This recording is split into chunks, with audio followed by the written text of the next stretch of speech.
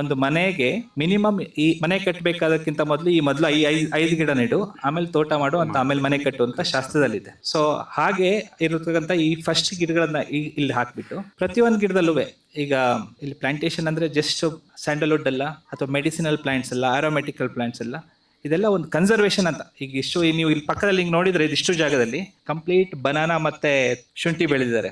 ನಮ್ಮ ಜಾಗದಿಂದ ಆಚೆ ಹೋಗಿ ನೋಡಿದ್ರೆ ಒಂದು ಗಿಡ ಮರ ನಿಮ್ಗೆ ದೊಡ್ಡ ಮರಗಳು ಕಾಣಿಸಲ್ಲ.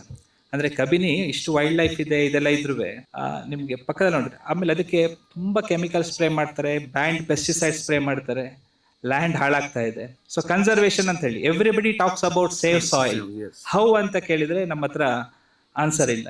ಸೊ ಇದು ನಾವೇನಂದ್ರೆ ಕಮ್ಯುನಿಟಿ ಫಾರ್ಮಿಂಗ್ ಅಂತ, ನಾವು ಒಬ್ಬರೇ ಮಾಡ್ಲಿಕ್ಕಾಗಲ್ಲ, ಲೈಕ್ ಮೈಂಡೆಡ್ ಸೇರ್ ಮಾಡೋಣ ಅಂತ ಹೇಳಿ ಮಾಡಿದಾಗ ಸ್ಟಾರ್ಟ್ ಆಗಿರೋದು ಈ ಕಮ್ಯುನಿಟಿ ಫಾರ್ಮಿಂಗ್ ಅಲ್ಲಿ. ಸೊ ಎಲ್ಲರೂ ಸೇರಿ ಇದನ್ನ ಮಾಡಿದಾಗ ಇಲ್ಲಿ ಯಾರು ಇದ್ರ ಏನ್ ರೆವಿನ್ಯೂ ಬಂತು ಅನ್ನೋದಕ್ಕಿಂತ ಇನ್ನೆರಡು ವರ್ಷ ಹೋದ್ರೆ ಒಂದು ರಿಸರ್ಚರ್ಸ್ಗಿಂತ ಹಿಡಿದು ಎಲ್ರಿಗೂ ಒಂದೇ ಜಾಗದಲ್ಲಿ ಇಷ್ಟೊಂದು ವೆರೈಟಿ ಆಗಿರ್ತಕ್ಕಂಥ ಸಿಗೋದು ಬೇರೆ ಕಡೆನೂ ಸಿಗ್ಲಿಕ್ಕಿಲ್ಲ.